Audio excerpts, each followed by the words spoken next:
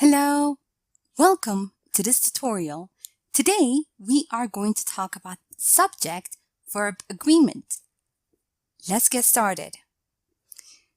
The subject-verb agreement is the correspondence of a verb with its subject in person, first, second, or third, and number, singular or plural.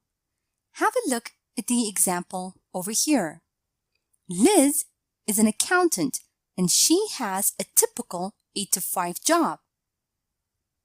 Note that the verb is corresponds with the subject Liz, which is in the first person and singular. And the verb has corresponds with the pronoun she, which is in the third person and singular. Remember that subjects and verbs must agree with one another in person, first, second, or third. Have a look at the table below and note the subject-verb agreement rules of the verb to be in the present tense.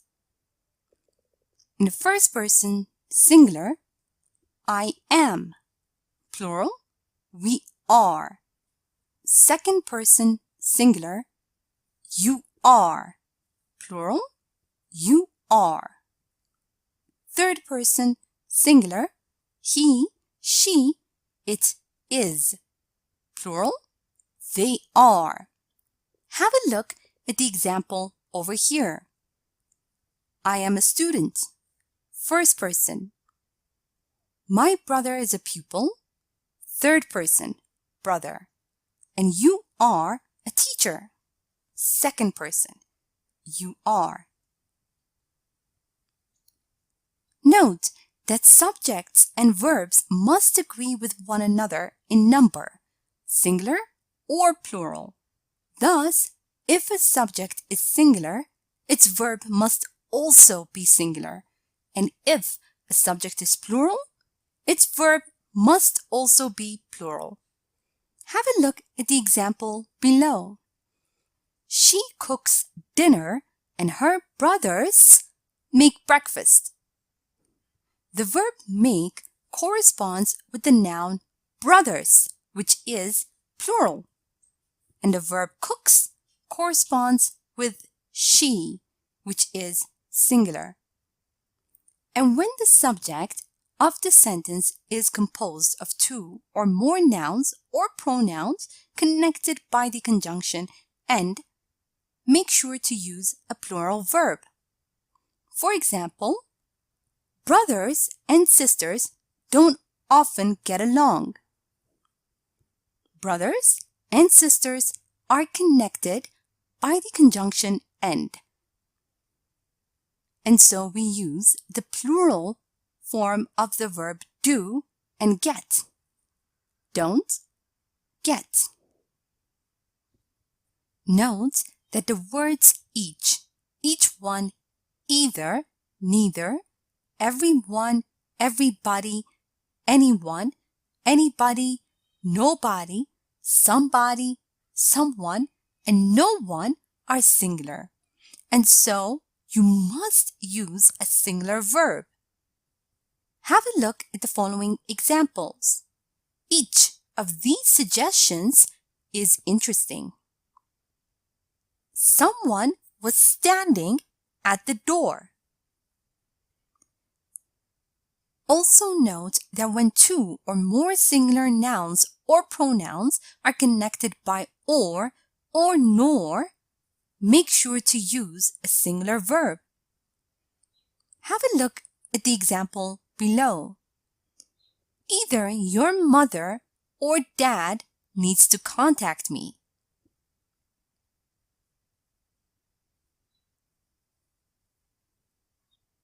Remember that when a compound subject contains both a singular and a plural noun or pronoun joined by or nor, the verb should agree with the part of the subject that is closer to the verb. And that is also called the rule of proximity. Have a look at the examples below. the teacher or the students write homework on the board. Note how the teacher is singular, but the students is plural. And so the verb write needs to be in its plural form.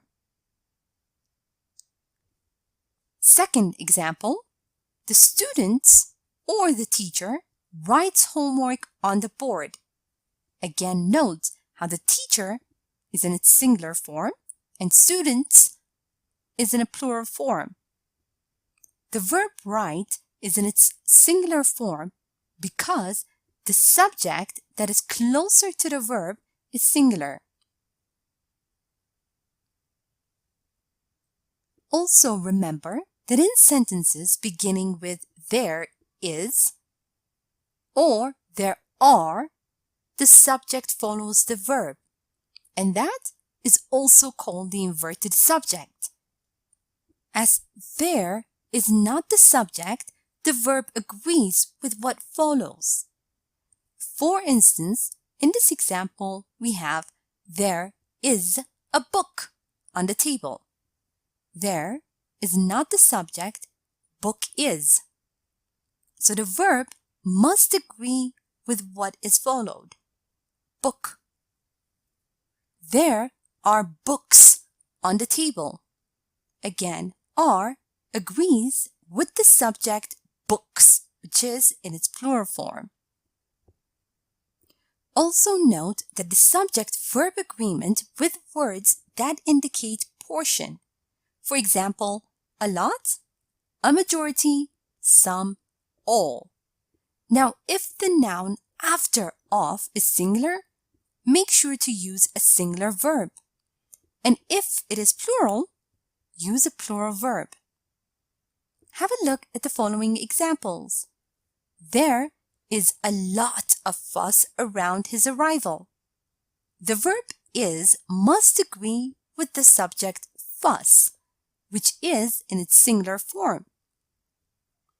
And in this sentence, there are a lot of people in the room. The subject people is in its plural form, and so the verb needs to be in its plural form as well. Also note that we use a singular verb with distance, periods of time, sums of money, etc. when considered as a unit. Have a look at the following examples. $10 is a high price to pay for socks. Note that $10 in this sentence is considered as a unit. And in this sentence, $10, in other words, dollar bills were scattered on the floor. $10 is not considered as a unit. Also remember that collective nouns are words that imply more than one person but are considered singular and take a singular verb. For example, family, group, team, committee, class, etc. Have a look at the sentence over here. My family is very big. Note that the word family is a collective noun. It implies more than one person but is considered singular.